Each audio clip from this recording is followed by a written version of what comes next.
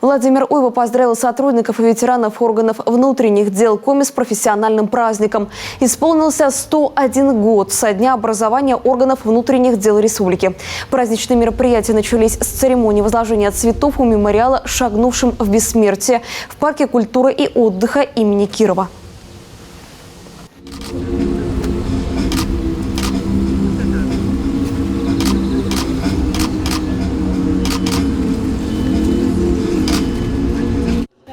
А после на Стефановской площади состоялся строевой смотр личного состава органов внутренних дел республики.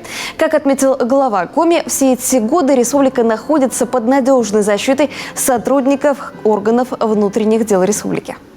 Вы выбрали для себя ответственную, важную, нужную службу – стоять на страже законности и порядка, защищать права и свободы человека. Вы ежедневно противостоите преступности, обеспечиваете безопасность на улицах городов и сел. Благодарю вас за верность долгу, самоотдачу, мужество и ответственность. Спасибо за умение сопереживать, за готовность приходить на помощь людям, попавшим в беду. Хочу выразить глубокую признательность ветеранам.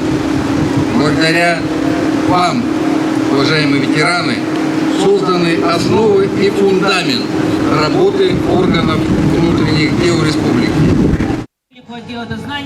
Затем глава Коми вручил полицейским государственные награды. Их получили 14 сотрудников органов внутренних дел Коми.